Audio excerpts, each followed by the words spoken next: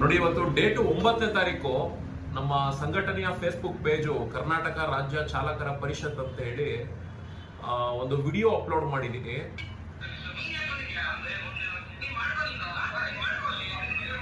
ಅಂದ್ರೆ ಒಂದು ಸ್ವಲ್ಪ ಗಲಾಟಿ ಗದ್ದಲ ಇರುವಂತದ್ದು.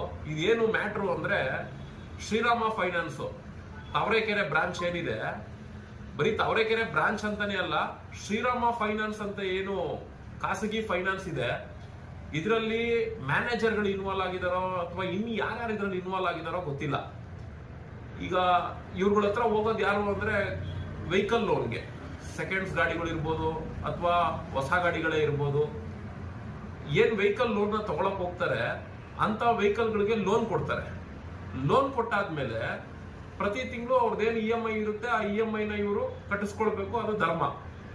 ಅದ್ರ ಜೊತೆಗೆ ಇವ್ರದೊಂದು ಟ್ರಿಕ್ಸ್ ಏನು ಅಂದ್ರೆ, ಏನು EMI ಕಟ್ಕೊಂಡು ಹೋಗ್ತಾ ಇರ್ತಾರೆ RC ಮಾಲೀಕರುಗಳು, ಇನ್ಶೂರೆನ್ಸ್ ಇನ್ನೇನು ಒಂದ್ ತಿಂಗಳಿದ್ದಂಗೆನೆ RC ಮಾಲೀಕರುಗಳಿಗೆ ಇನ್ಫಾರ್ಮೇಶನ್ ಕೊಡಲ್ಲ. ಇವರು ಡೈರೆಕ್ಟ್ ಇವರೇನೆ ಇನ್ಶೂರೆನ್ಸ್ ಅನ್ನ ಕಟ್ಬಿಡೋದು. ಕಟ್ಬಿಟ್ಟು ಏನ್ ಮಾಡೋದು, ಅವ್ರು ಏನು EMI ಕಟ್ತಿರ್ತಾರೆ ಆ EMIಗೆ ಆ ಇನ್ಶೂರೆನ್ಸ್ ಅಮೌಂಟ್ ನ ಆಡ್ ಮಾಡ್ಬಿಡೋದು. ಈಗ ಸಪೋಸ್ ಒಂದ್ ವೇಳೆ 10,000 ರೂಪಾಯಿ EMI ಕಟ್ತಿರ್ತಾರೆ ಅಂತ ಅನ್ಕೊಳ್ಳಿ, ಇನ್ಶೂರೆನ್ಸ್ ಅಮೌಂಟ್ ನ ಇವ್ರು ಕಟ್ಬಿಟ್ಟು ಆ EMIಗೆ ಸೇರಿಸ್ಬಿಟ್ಟು 10,000 ಕಟ್ಟೋ ಅಂತವನು ದಿಢೀರ್ ಅಂತ 15,000, 18,000 ಈ ತರ EMI ಇನ್ಕ್ರೀಸ್ ಮಾಡ್ಬಿಡ್ತಾರೆ. ಈಗ ಅವನು ನಾನು ಪ್ರತಿ ತಿಂಗಳು 10,000 ರೂಪಾಯಿ ಕಟ್ಟೋ ಅಂತವನು ದಿಢೀರ್ ಅಂತ ಈ ಇನ್ಶೂರೆನ್ಸ್ ಅಮೌಂಟ್ ಕೂಡ ಇನ್ಕ್ಲೂಡ್ ಮಾಡಿ ಇಮಿಡಿಯೇಟ್ಲಿ EMI ಅಮೌಂಟ್ ರೈಸ್ ಆಯ್ತು ಅಂದ್ರೆ ಅವ್ನು ಎಲ್ಲಿಂದ ಕಟ್ಟಕ್ ಸಾಧ್ಯ? ನೀವು ಅನ್ಕೊಳ್ಬಹುದು, ಒಳ್ಳೇದೇ ಅಲ್ವಾ ಸರ್, ಅವ್ರು ಇನ್ಶೂರೆನ್ಸ್ ಕಟ್ಕೊಟ್ರೆ ಅದ್ರ ಬೇರೆ ಲೋನ್ ಅಲ್ಲಿ ಅವ್ರು ಕಟ್ಕೊಂಡು ಹೋಗುವಂತ ರೀತಿಲಿ ಮಾಡ್ಕೊಟ್ಟಿದ್ದಾರೆ ಅಂದ್ಮೇಲೆ ಇದು ಒಳ್ಳೇದೇ ಅಲ್ವಾ ಅನ್ನೋ ತರ ಕೆಲವ್ರು ಅನ್ಕೊಳ್ಬಹುದು. ಆದ್ರೆ ಇದು ಒಳ್ಳೇದಲ್ಲ. ಇವ್ರು ಏನ್ ಮಾಡ್ತಿದ್ದಾರೆ ಅಂದ್ರೆ, ಈಗ ಒಂದು 20,000 ರೂಪಾಯಿ ಇನ್ಶೂರೆನ್ಸ್ ಅಂತ ಅನ್ಕೊಳ್ಳಿ, 20,000 ರೂಪಾಯಿ ಮಾಡೋ ಜಾಗದ ಇನ್ಶೂರೆನ್ಸ್ಗೆ 40,000 ರೂಪಾಯಿ ಮಾಡ್ತಾರೆ.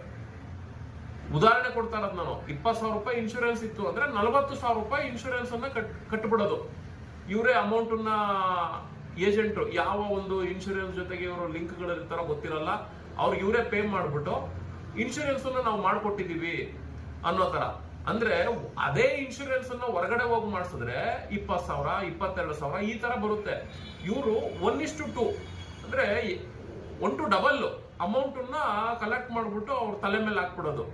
ಯಾರಾದ್ರೂ ಕೇಳಕ್ ಹೋದ್ರೆ, ಇಲ್ಲ ನೀವು EMI ಕಟ್ತಾ ಇದ್ದೀರಾ, ಏನಾದ್ರೂ ಪ್ರಾಬ್ಲಮ್ ಆಗ್ಬಿಟ್ರೆ ಗಾಡಿಗೆ ಅವಾಗ ನಮ್ಗೆ ಸಮಸ್ಯೆ ಆಗ್ಬಿಡುತ್ತೆ, ಇನ್ಶೂರೆನ್ಸ್ ಸಮಸ್ಯೆ ಆಗ್ಬಿಡುತ್ತೆ, ಇಲ್ಲ ನಾವ್ ಇದನ್ನ ಕಟ್ಲೇಬೇಕು, ನಮ್ಗೆ ಯಾರೋ ಶ್ರೀರಾಮದಿಂದನೇ ಮೇಲ್ಗಡೆಯಿಂದನೇ ಆದೇಶ ಐತೆ ಅನ್ನೋ ತರ ಚೋಡ್ತಾರೆ ಕಳ್ಳನ ಮಕ್ಕಳು. ಯಾವ ತರ ಇವ್ರು ಲೂಟಿ ಮಾಡ್ತವ್ರೆ ಅಂದ್ರೆ, ಇವರು ಇನ್ಶೂರೆನ್ಸ್ ಮೇಲೆ ಇಷ್ಟು ಮುತುವರ್ಜಿ ವಹಿಸೋರು ಯಾಕೆ FC ಮೇಲೆ ಮುತುವರ್ಜಿ ವಹಿಸ್ಬೋದಲ್ವಾ? ಅದೇ ರೀತಿ ಟ್ಯಾಕ್ಸ್ ಮೇಲೆ ಮುತುವರ್ಜಿ ವಹಿಸ್ಬೋದಲ್ವಾ? ಅಲ್ಲಿ ಯಾವ್ದ್ರಲ್ಲೂ ಕಮಾಯಿ ಆಗಲ್ವಲ್ಲ. ಅದಕ್ಕೆ ಇನ್ಶೂರೆನ್ಸ್ ಅಲ್ಲಿ ಕಮಾಯಿ ಆಗುತ್ತೆ. ಯಾಕೆ ಅಂದ್ರೆ, ಇವ್ರು ಯಾರಾದ್ರೂ ಒಬ್ರು ಏಜೆಂಟ್ಗಳನ್ನ ಪರಿಚಯ ಮಾಡ್ಕೊಂಡಿರ್ತಾರೆ. ಆ ಏಜೆಂಟ್ಗಳಿಂದ ಇವರು ಒಂದು ಇನ್ಶೂರೆನ್ಸ್ ಹೋಯ್ತು ಅಂದ್ರೆ ಅವ್ರ ಕಮಿಷನ್ ಬರುತ್ತೆ. ಆ ಕಮಿಷನ್ ದುಪ್ಪಟ್ಟಿರುತ್ತೆ. ಅದನ್ನ ದುಡ್ಡು ಮಾಡ್ಕೊಳ್ಳೋ ಸಲುವಾಗಿ ನಾವು ನಿಮಗ್ ಸಾಲ ಕೊಟ್ಟಿದೀವಿ, ಕೊಟ್ಟಿರೋ ಸಾಲಕ್ಕೆ ಇನ್ಶೂರೆನ್ಸ್ ಅನ್ನು ಕೂಡ ನಾವೇ ನಮ್ಮ ಸೇಫ್ಟಿಗೋಸ್ಕರ ಕಟ್ಕೊಡ್ತಿದೀವಿ, ನೀವು ಪ್ರತಿ ತಿಂಗಳು ಕಟ್ಟೋಂತ EMI ಅಲ್ಲಿ ನಾವು ಅದನ್ನ ಸೇರ್ಪಡೆ ಮಾಡಿಸ್ಕೊಟ್ಬಿಟ್ಟಿದೀವಿ ಅನ್ನೋ ತರ ಹಿಂಗ್ ಚೋಡ್ತಾರೆ. RC ಮಾಲೀಕರುಗಳು, ಇಲ್ಲ ಸರ್ ನಾವು ಹೊರಗಡೆ ವಿಚಾರಿಸಿದೀವಿ, ನಮ್ ಇನ್ಶೂರೆನ್ಸ್ ಗಳೆಲ್ಲ ಕಮ್ಮಿ ಬರುತ್ತೆ, ನೀವು ಜಾಸ್ತಿ ಮಾಡಿದೀರಾ, ನಿಮ್ ಇನ್ಶೂರೆನ್ಸ್ ನಮಗ್ ಬೇಡ, ವಾಪಸ್ ತಗೊಳ್ಳಿ, ನಾವು ಆಲ್ರೆಡಿ ಬೇರೆ ಕಡೆ ಮಾಡಿಸ್ಕೊಂಡ್ ತಂದ್ಕೊಡ್ತೀವಿ ಅಂದ್ರೆ ಅದಕ್ಕೆ ನಾನಾ ತರ ಕಾರಣಗಳು, ಕ್ಯಾನ್ಸಲ್ಲೇ ಮಾಡೋದಿಲ್ಲ. ಈ ತರ ಸಮಸ್ಯೆಗಳನ್ನ ಮಾಡ್ಕೊಂಡು ಇವರು ಲೂಟಿ ಹೊಡಿತಾ ಇದ್ದಾರೆ ಲೋನ್ ತಗೊಂಡಿರುವಂತ RC ಮಾಲೀಕರುಗಳ ಕಡೆಯಿಂದ. ನೋಡಿ, ಈ ಗಲಾಟೆ ಏನಕ್ಕಾಗಿದೆ ಅಂದ್ರೆ, ಅದು ಲೋನ್ ಎಲ್ಲ ಕ್ಲಿಯರ್ ಆಗೋಗಿದೆ. NOC ತಗೊಳ್ಳೋದಕ್ಕೆ ಇವ್ರು ಹೋಗಿರ್ತಾರೆ, NOC ಕೊಡದೆ ಸತಾಯಿಸಿದ್ದಾರೆ, 2 ತಿಂಗಳು ಸತಾಯಿಸಿದ್ದಾರೆ. ಈ ಲೋನ್ ಕೊಡೋ ಸಂದರ್ಭದಲ್ಲಿ ಶ್ಯೂರಿಟಿ ಯಾರಿರ್ತಾರೆ ಅವ್ರಿಗೆ ತೊಂದರೆ ಆಗ್ತಾ ಇರುತ್ತೆ. ಆಮೇಲೆ ಅವರು ಇವರೆಲ್ಲ ಸೇರ್ಕೊಂಡು ಅಲ್ಲಿ ಶ್ರೀರಾಮ ತಾವರೆಕೆರೆ ಬ್ರಾಂಚ್ ಹೋದಾಗ ಈ ಗಲಾಟೆ ನಡೆಯೋದು.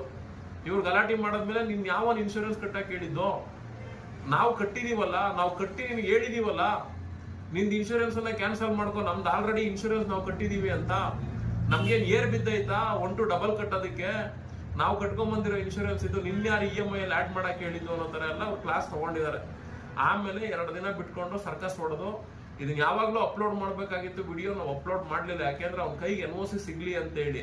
ನೋಡಿ, ಈ ವಿಡಿಯೋ ಹಾಕಿದ ಉದ್ದೇಶ ಏನಕ್ಕೆ ಅಂದ್ರೆ, ಈ ಶ್ರೀರಾಮ ಫೈನಾನ್ಸ್ ಅನ್ನೋ ಹೆಸರಲ್ಲಿ ಬ್ಯಾಂಕ್ ಮ್ಯಾನೇಜರ್ಗಳು ಅನ್ನಿಸ್ಕೊಂಡಿರೋರು ಈ ಇನ್ಶೂರೆನ್ಸ್ ಅನ್ನೋ ಒಂದು ವಿಚಾರನ ಇಟ್ಕೊಂಡು ಏಜೆಂಟ್ಗಳ ಜೊತೆ ಶಾಮಿಲಾಗಿ 20,000 ರೂಪಾಯಿ ಇರೋ ಇನ್ಶೂರೆನ್ಸ್ 40,000 ರೂಪಾಯಿ ಮಾಡೋದು, 40,000 ರೂಪಾಯಿ ಇರೋ ಇನ್ಶೂರೆನ್ಸ್ 80,000 ರೂಪಾಯಿಗೆ ಅಂತ ಮಾಡೋದು, ಅದನ್ನ EMI ಗೆ ಲಿಂಕ್ ಮಾಡೋದು, ಕೇಳಕ್ ಹೋದ್ರೆ ಸೇಫ್ಟಿ ಪರ್ಪಸ್ ಅನ್ನೋದು.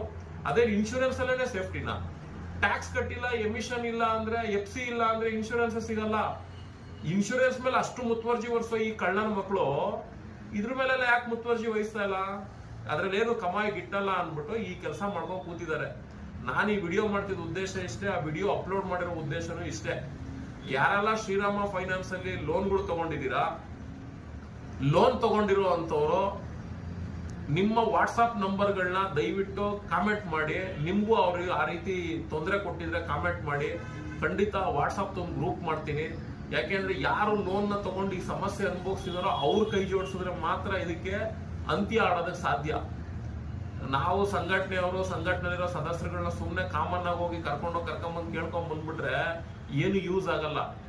ಇದ್ರಲ್ಲಿ ಯಾರು ಸಮಸ್ಯೆ ಸಿಲುಕಿರ್ತಾರೆ, ಯಾರು ಈ ತರ ಸಮಸ್ಯೆಯಿಂದ ಪ್ರತಿದಿನ ಬಳಲ್ತಿದ್ದಾರೆ, ಇಂಥವ್ರ ಕೈ ಜೋಡಿಸ್ಬೇಕು. ಯಾಕೆಂದ್ರೆ ಅವ್ರದೇ ನಮ್ಗೆ ಡಾಕ್ಯುಮೆಂಟ್. ಹಂಗಾಗಿ ಅಂತವ್ರು ಕಾಮೆಂಟ್ ಮಾಡಿದ್ರೆ ಖಂಡಿತ ಈ ವಿಚಾರದಲ್ಲಿ ಇಲ್ಲಿ ನಡೀತಿರುವಂತ ದಂಧೆಗೆ ಅಂತ್ಯ ಆಡ್ಬೋದು, ನಿಮ್ ಸಮಸ್ಯೆಗೂ ಕೂಡ ಮುಕ್ತಿ ಕೊಡಿಸ್ಬೋದು. ಇಲ್ಲ ಅಂದ್ರೆ ಏನು ಮಾಡಕ್ ಸಾಧ್ಯ ಇಲ್ಲ. ಇಂಥ ವಿಡಿಯೋಸ್ಗಳು ಬರ್ತಾ ಇರ್ತವೆ, ಅಪ್ಲೋಡ್ ಮಾಡ್ತಿರ್ತೀವಿ. ನೀವು ಅಲ್ಲಿ ಬಂದು ಕಾಮೆಂಟ್ ಹೊಡ್ಕೊಂಡು ಕುತ್ಕೊಬೇಕಾಗುತ್ತೆ ಅಷ್ಟೇ. ಧನ್ಯವಾದ. ನೀನ್ ಯಾಕೆ ಬಂದಿದ್ಯಾ? ನೀನ್ ಮಾಡ್ಕೊ, ನೀನ್ ಮಾಡ್ಕೊ. ಅಲ್ಲಿ ನಾನ್ ಯಾಕೆ ಮಾಡ್ಲಿ? ನಂದೆಲ್ಲ ಡಿಪಾರ್ಟ್ಮೆಂಟ್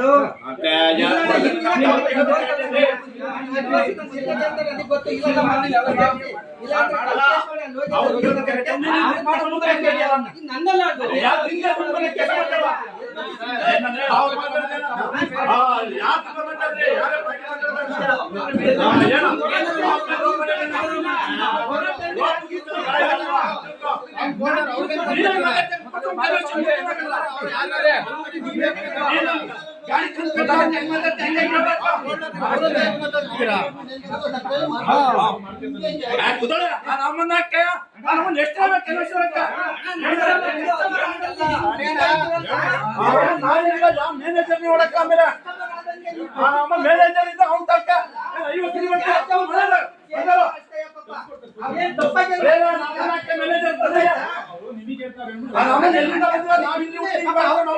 50 ಅವ್ರು ಹೇಳಿ ತಪ್ಪೇನಲ್ಲ.